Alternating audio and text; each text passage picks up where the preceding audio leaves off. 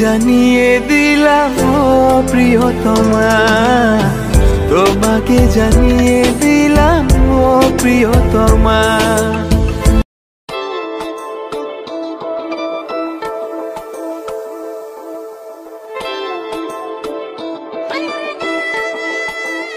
ও প্রিয়তমা, ও প্রিয়তমা, ও প্রিয়তমা, আমার প্রিয়তমা। যত কথা রাখা ছিল এই বুকে জমা, যত কথা